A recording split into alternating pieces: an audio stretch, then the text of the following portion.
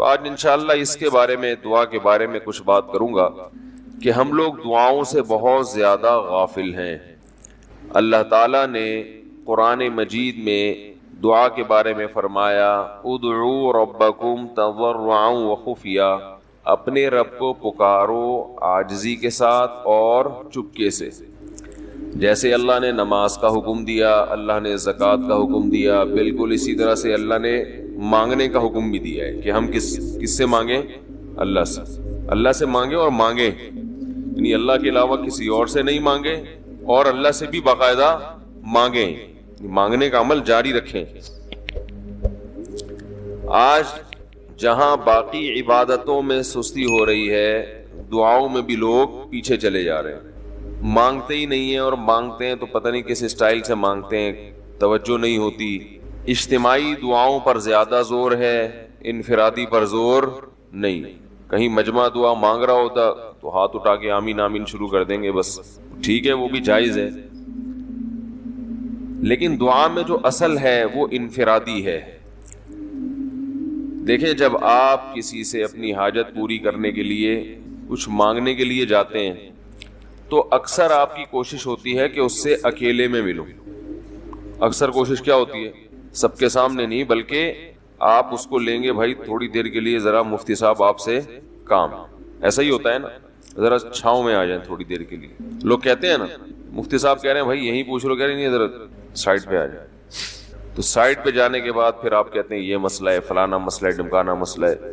تو سائڈ پہ لے جانے سے بعض دفعہ یہ بھی ہوتا ہے کہ سب کے سامنے آدمی اپنی بات نہیں لانا چاہ رہا ہوتا، اور بعض دفعہ یہ بھی ہوتا ہے کہ میں اپنی بات توجہ کے ساتھ سنا سکوں۔ تو دعا میں انسان، اللہ تو سب کی بات سنتا ہے، مجمع میں بھی اور تنہائی میں بھی، لیکن آپ دعا مانگنے میں جو آپ کی طبیعت لگے گی، توجہ سے مانگو گے، وہ تنہائی میں زیادہ شوق سے، زیادہ رغبت سے مانگ سکتے ہو۔ اجتماع میں ایسی رغبت اور ایسی شوق سے انسان دعا نہیں مانگ سکتا۔ تو انفرادی دعائیں ہی ختم ہوتی جا رہی ہیں۔ قرآن مجید میں اللہ تعالیٰ نے رمضان کی جو آیتیں ہیں ان آیتوں کے بعد ذکر کیا وَإِذَا سَأَلَكَ عِبَادِي عَنِّي فَإِنِّي قَرِيب، اے نبی ان سے کہہ دیجئے کہ جب یہ مجھ سے میرے بارے میں پوچھیں تو آپ ان کو بتا دیں کہ میں بہت قریب ہوں تمہارے۔ اجیب دعوت الداعی اذا دعان، جب کوئی پکارنے والا، دعا مانگنے والا مجھ سے دعا مانگے گا تو میں اس کی پکار کا جواب بولے بھائی، اس پکار کا جواب دوں گا۔ پکار کا جواب دینے کا مطلب کیا ہوتا ہے؟ قبول کروں گا اس کی دعا۔ جواب کا یہ مطلب نہیں کہ اچھا میں نے سن لیا ہے چلو، ایک جواب تو یہ بھی ہوتا ہے نا، اچھا اب چپ ہو جا، ہم کسی کو پکار رہے ہوں اگلا کہتے ہیں اچھا بھائی ٹھیک ہے پتہ چل گیا، اب چپ کر کے بیٹھ جاؤ آرام سے۔ تو اللہ تعالیٰ جب جواب دیتے ہیں تو کیا مطلب ہوتا ہے کہ اللہ تعالیٰ وہ دعا قبول کر رہے ہیں۔ ہم دعا کثرت سے مانگتے کیوں نہیں ہیں؟ اس کی وجہ یہ ہے کہ ہمارے ذہن میں ایک چیز شیطان نے بٹھا دی ہے کہ مانگو تب بھی ویسے کے ویسے ہی ہیں، نہیں مانگو تب بھی ویسے کے ویسے۔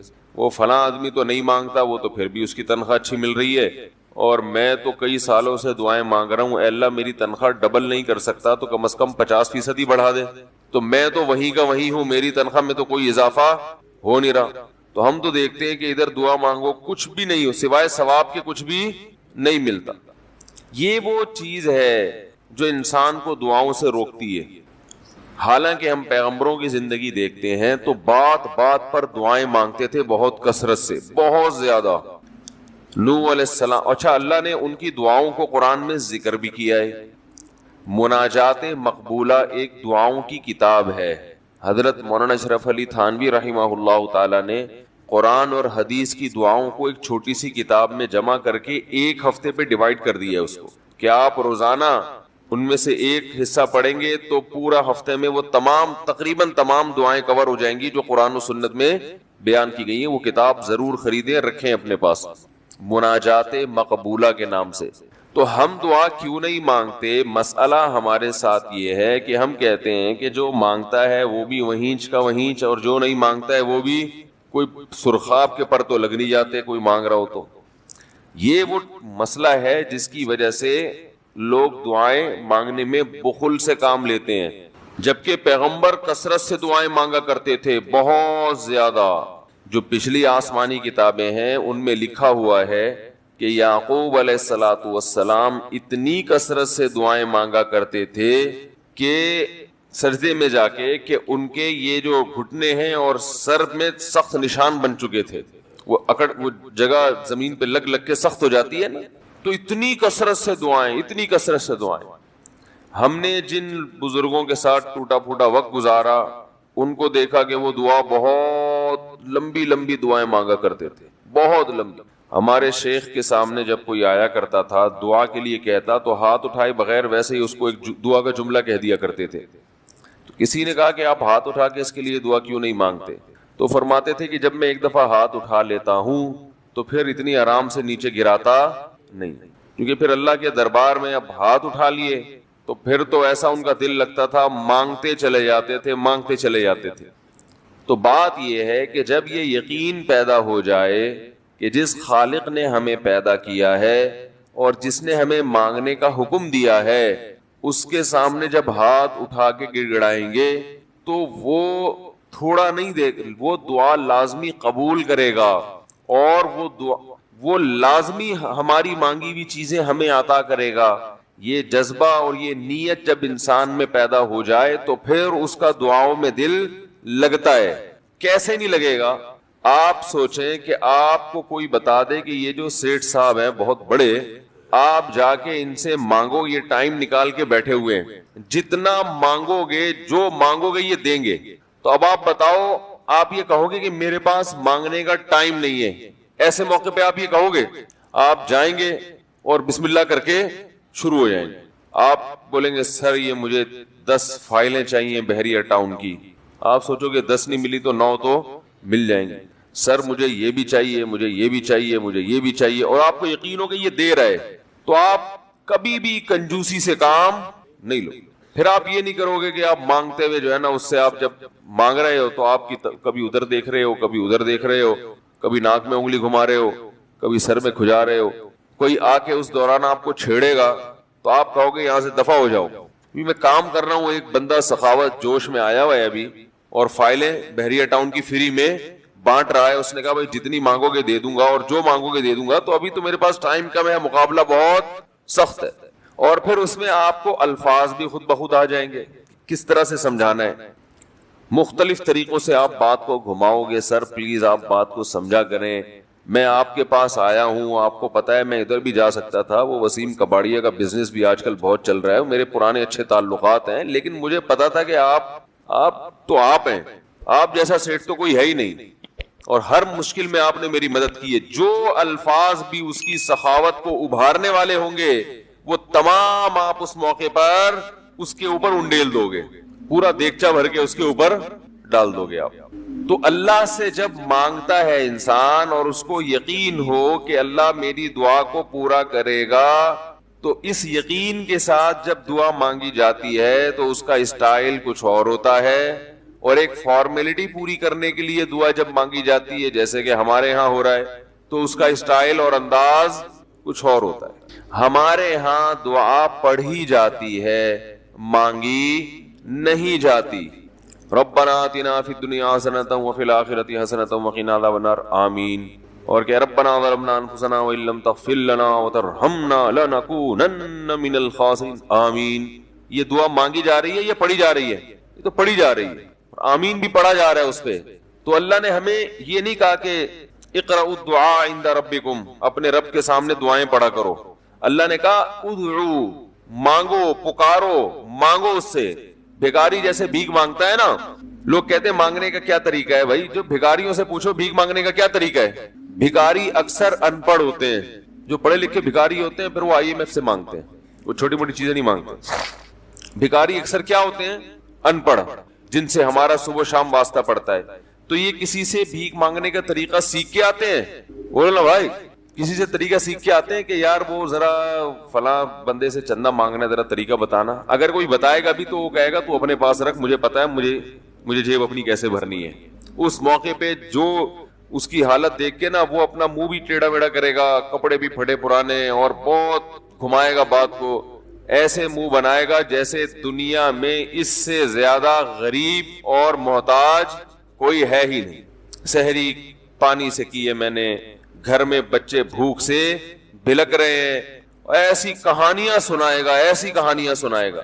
تو یہی حال انسان کا ہے جب اسے پتا ہو کہ میرا رب جو مانگوں گا وہ دے گا مجھے, تو پھر اس کے بھیک مانگنے کا انداز اور جو دعا مانگنے کا اسٹائل ہے وہ خود بخود فطرت اسے سکھا دیتی ہے, خود بخود اس کے اندر الفاظ آنا شروع ہو جاتے ہیں کہ ایسے مانگنا چاہیے. لیکن پرابلم یہ ہے, مسئلہ یہ ہے کہ دل میں یہ بات بیٹھ چکی ہے کہ قبول نہیں ہو رہی. عجیب حدیث ہے, رسول اللہ صلی اللہ علیہ وسلم نے ارشاد فرمایا کہ اللہ بندے کی دعا قبول کرتے رہتے ہیں, وہ مانگتا رہتا ہے قبول ہوتی رہتی ہے, وہ مانگتا رہتا ہے قبول ہوتی رہتی ہے, یہاں تک کہ ایک وقت ایسا آتا ہے کہ بندہ یہ کہتا ہے کہ میں مانگ رہا ہوں قبول تو ہو نہیں رہی. تو جب یہ کہتا ہے تو اس وقت قبول کرنا بند کر دیتے ہیں اللہ تعالیٰ. اللہ کہتے ہیں کہ اگر تو یہ سمجھ رہا ہے کہ قبول نہیں ہو رہی تو اب نہیں ہوگی. اب عجیب بات ہے یا نہیں ہے یہ حدیث؟ بھائی وہ بندہ کئی سال سے دعائیں مانگ رہا تھا اور پھر آخر میں آ کے کہتا ہے کہ قبول تو ہو نہیں رہی, تو ظاہر ہے کچھ نہیں ہو رہی ہوگی, تبھی تو کہہ رہا ہے نا. اس کو ایسا لگ رہا ہوگا کہ قبول نہیں ہو رہی. بھائی اس کو یہ لگ رہا ہوگا کہ نہیں, جو چیزیں مانگ رہا ہوں وہ تو مل نہیں رہی, تو تبھی تو وہ کہتا ہے کہ قبول نہیں ہو رہی. تو سوال پیدا ہوتا ہے پھر اللہ قبول کرنا بند کیوں کر دیتے ہیں؟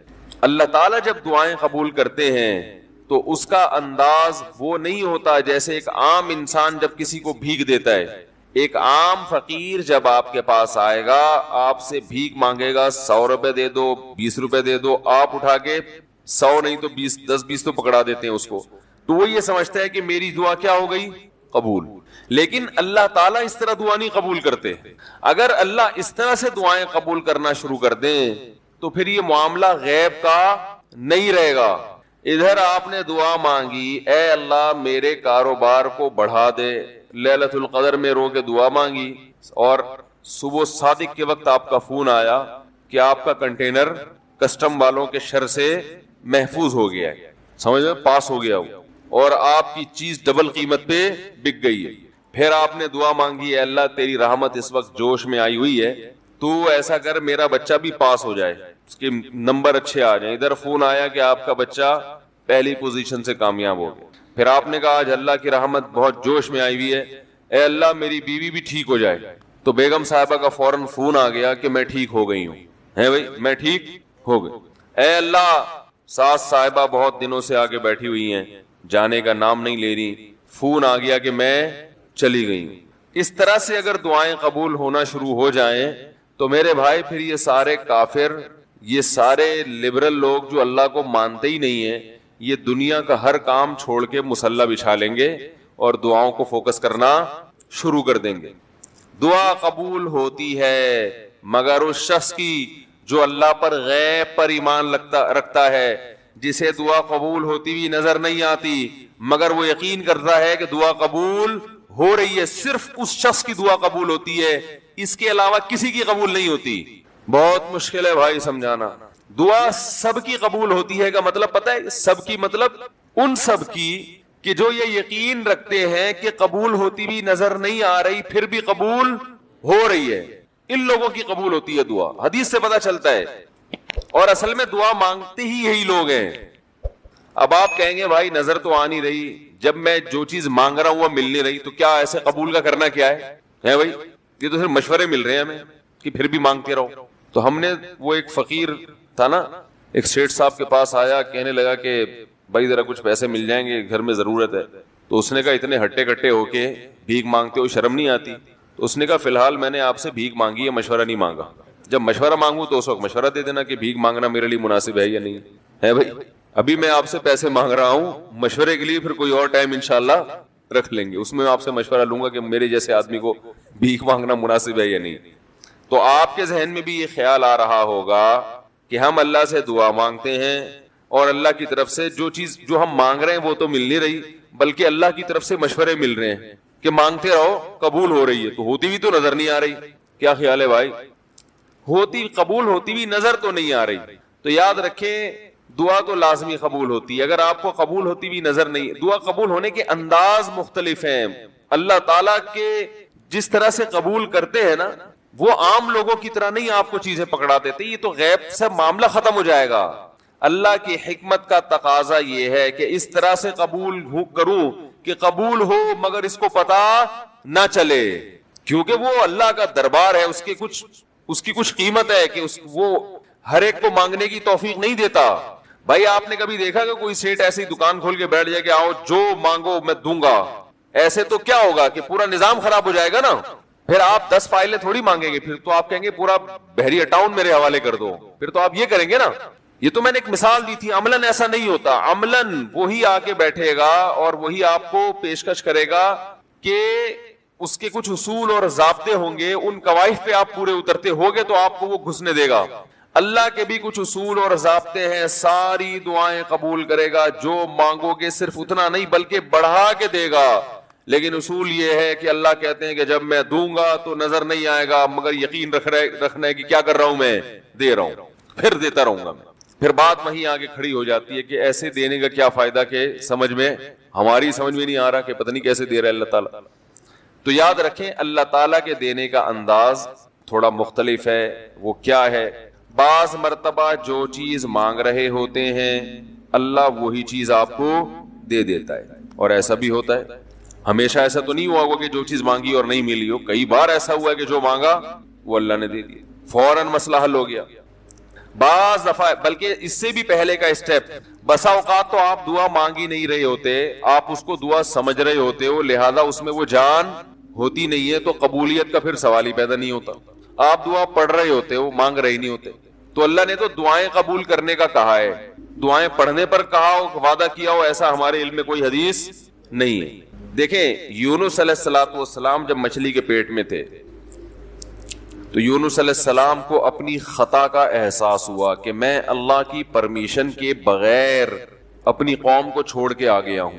ان کو احساس ہو گیا, تبھی اللہ نے مجھے مچھلی کے پیٹ میں ڈال دیا ہے. تو اب آپ نے مچھلی کے پیٹ میں جا کے یہ دعا مانگی, لا الہ الا انت سبحانک انی کنت من الظالمین.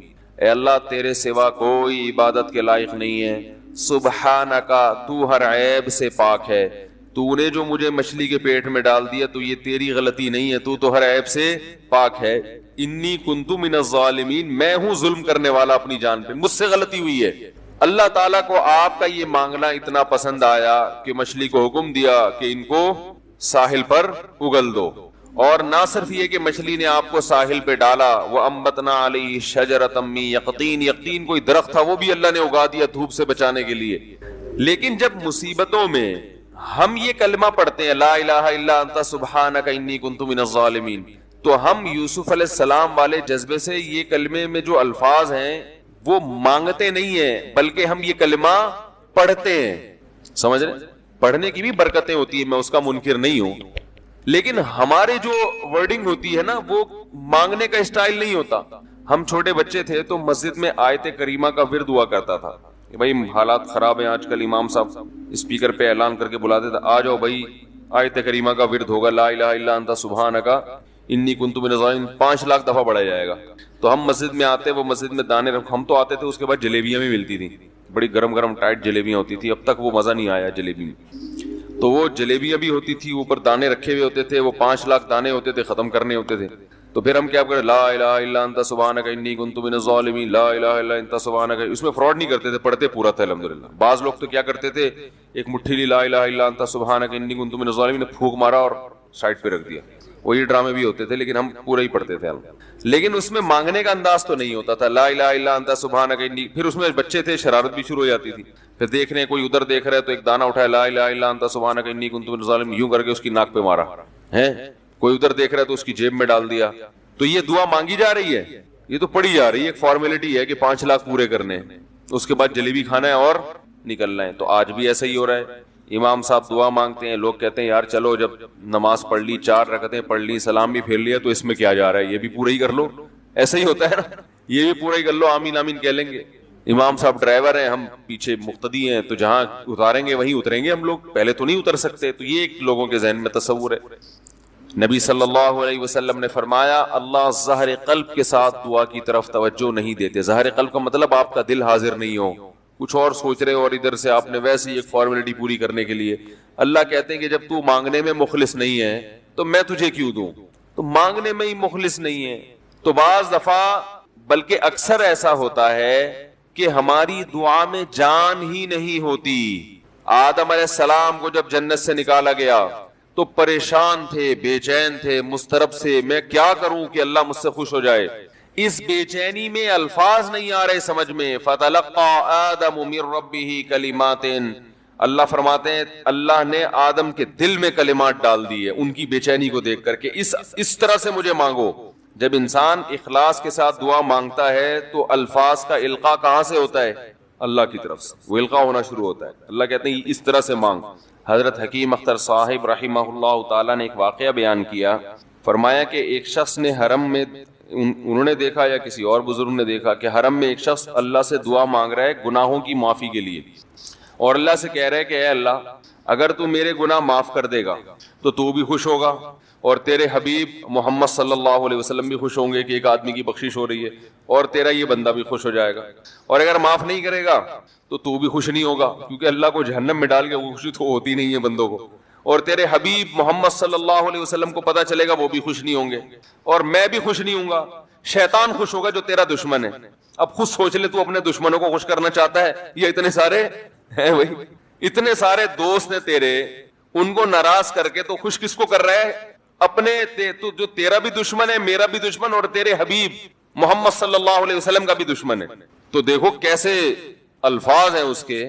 تو ایسا کہ بظاہر بخشش کے علاوہ کا آپشن چھوڑا ہی نہیں. کیا خیال ہے؟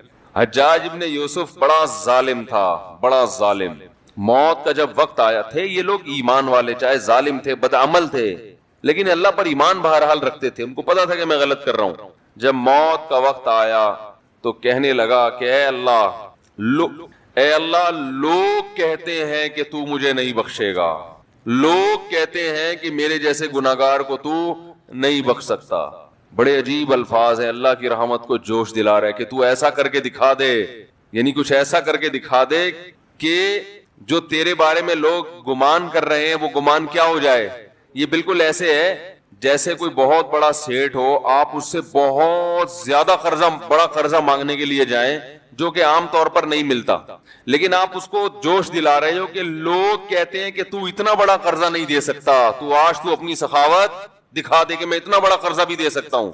تو مرتے ہوئے کیا کہنے لگا کہ اللہ یہ پبلک کہہ رہی ہے کہ تو مجھے نہیں بخش سکتا, یعنی یہ تیری رحمت کو چیلنج کر رہی ہے کہ اتنے بڑے گناہگار کو نہیں بخشے گا اللہ, تو آج کیا کر لے تو یہ دکھا دے اپنی رحمت سے کہ میں اتنے بڑے گناہگار کو بھی معاف کر سکتا ہوں. اب پتہ نہیں اللہ نے معاف کیا نہیں کیا, وہ تو اللہ کا معاملہ اور حجاج بن یوسف کا معاملہ, لیکن علماء کہتے ہیں یہ اس نے الفاظ بڑے ڈینجرس کہے ہیں مرتے وقت. ڈینجرس کا مطلب یعنی دوسرے معنی میں ایسے ہے کہ اس نے اللہ کی عرش کو ہلا دیا ہوگا. اللہ کو مانگنا اتنا پسند ہے. پہلی بات تو یہ ذہن میں رکھیں کہ اس سے بڑی کوئی عبادت نہیں ہے دعا سے, اور دعا سے مشکل کوئی عبادت نہیں ہے. نماز پڑھنا آسان ہے, زکوٰۃ دینا آسان ہے, روزہ رکھنا بھی آسان. سب سے مشکل کام کیا ہے؟ دعا مانگنا. اسی وجہ سے ہم نے جن لوگوں کو دیکھا کہ وہ واقعی دیندار ہیں, اللہ والے ہیں, ہم نے صرف انہی کو دعائیں مانگتے ہوئے دیکھا ہے. عام لوگوں کو ہم نے دعاؤں کو اتنا فوکس کرتے ہوئے نہیں دیکھا. وہ دوسری چیزوں کو زیادہ فوکس کرتے ہیں, دعاؤں پہ زیادہ زور نہیں ہوتا ان کا. وظیفوں پہ تو ہوگا صبح شام, یہ والا اتنی دفعہ, وہ والا اتنی دفعہ, وہ بھاگ گئی واپس آ جائے اس کے لیے اتنی دفعہ, وہ جا نہیں رہی اس کے لیے اتنی دفعہ. یہ وظیفوں پہ تو ہوگا زور. ایسے ہوتا ہے نا ہاتھ اٹھا کے اللہ سے گڑگڑا کے مانگا جائے, یہ چیزیں کم. میں جب حج پہ گیا تو اپنے شیخ مرشد کے ساتھ تھا. پہلے ہی ہم نے ان کو دیکھا تھا بہت زیادہ دعائیں مانگتے ہیں, وہ بہت زیادہ ان کو دعاؤں میں دل لگتا ہے, بہت دعائیں مانگتے ہیں. تو مجھے کسی نے بتایا کہ یہ جب بیت اللہ کو دیکھتے ہیں تو اتنی لمبی دعا مانگتے ہیں کھڑے کھڑے کہ تم ان کے ساتھ ٹھہر نہیں سکتے. میں نے کہا کیوں نہیں ٹھہر سکتے, ہم جوان ہیں, ان کی عمر زیادہ ہو گئی اور ان کو کچھ بیماریاں بھی ہیں. تو میں نے کہا ہو جائے مقابلہ پھر, ٹھیک ہے, دیکھتے ہیں کون زیادہ لمبا ٹھہر لیتا ہے.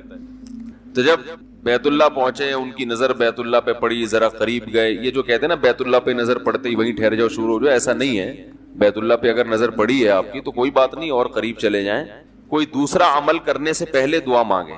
پہلی نظر کا مطلب یہ ہوتا ہے کہ جب نظر پڑی ہے تو اب طواف شروع کرنے سے پہلے یا کوئی دوسرا عمل کرنے سے پہلے آپ جا کے دعا مانگیں. تو وہ دور سے نہیں بلکہ جتنا قریب جا کے مانگیں اتنا زیادہ اچھا. لوگ کیا کرتے ہیں, یوں منہ نیچے کر کے جا رہے ہوتے ہیں کہ پہلی نظر پڑ گئی تو پھر دعا کا موقع نکل جائے گا, تو یوں وہ جو ٹکرا بھی جاتے ہیں. کچھ نہیں ہوتا, نظر پڑ جائے تو اور تھوڑا قریب جائیں, قریب جا کے دعا مانگیں. تو ان کو ہم نے دیکھا کہ انہوں نے دعا مانگنا شروع کی, میں بھی کھڑا ہو گیا ساتھ میں, ہم نے کہا چلو ہم بھی مانگتے ہیں. تو وہ اتنی دیر تک حالانکہ کمر میں بھی تکلیف, بیماریاں بھی ہیں, شوگر بھی ہے, تو بالآخر میں نے ہتھیار ڈال دیا. میں نے کہا میں اتنی دیر کھڑا نہیں ہو سکتا. اور میں پھر اب بیٹھتے ہوئے شرم بھی آ رہی تھی کہ وہ بولیں کہ میری عمر زیادہ ہے اور یہ دیکھو ابھی جوان, شادیاں تو کرتا رہتا ہے, تو یہ کیا شادیاں کرے گا جو کھڑا نہیں ہو سکتا اتنی دیر. تو وہ اتنی دیر ہو گئی تو میں بیٹھ گیا واقعی. تو کئی ایسے ہمارے اکابر گزرے ہیں, بزرگ گزرے ہیں, 1 گھنٹہ 2 گھنٹہ 3 گھنٹہ. مرکز میں, تبلیغی مرکز میں کسی نے بتایا کہ ایک بزرگ کو میں نے دیکھا صبح اشراق کے وقت دعا مانگنا شروع کی ہے اور ظہر کی نماز میں اٹھے. اشراق کے وقت دعا مانگنا شروع کی اور کب اٹھے؟ یہ وہ لوگ تھے جن کا دعاؤں میں دل لگتا تھا. اب بتائیں دعا مشکل عبادت ہے یا نہیں؟ حضرت عمر رضی اللہ تعالی عنہ کا قول ہے, فرماتے ہیں کہ مجھے اس بات کی پرواہ نہیں ہوتی کہ میری دعا قبول ہو رہی ہے کہ نہیں ہو رہی, مجھے اس کی فکر رہتی ہے کہ دعا مانگنے کی توفیق مل رہی ہے کہ نہیں مل رہی. کیونکہ اللہ جب ناراض ہوتا ہے نا کسی سے, مانگنے کی توفیق چھین لیتا ہے اللہ تعالیٰ. اور مانگنے کی توفیق دی ہوئی, اس کا مطلب اگر ناراض ہے بھی تو اتنا زیادہ نہیں ہے, تھوڑا بہت ہے, وہ تلافی چاہتا ہے کہ آپ کر لو. مانگنے کی توفیق ملنا اس کی علامت ہے کہ اللہ اگر ناراض بھی ہے تو بہت زیادہ نہیں روٹھا ہوا, بلکہ اس نے سوری کا آپشن دیا ہوا ہے کہ چلو مانگ کے اپنا منا لو, مجھے کسی بھی طریقے سے راضی کر لو. دعا کا اس قدر فائدہ ہوتا ہے انسان کو, اس قدر فائدہ ہوتا ہے. آپ مانگنا شروع کریں, زندگی چینج ہونا شروع ہو جائے گی, آپ کی زندگی میں تبدیلی آنا شروع ہو جائے گی. جتنا تعلق اللہ کے ساتھ دعا کے ذریعے بنتا ہے اتنا تعلق کسی اور چیز سے نہیں بنتا.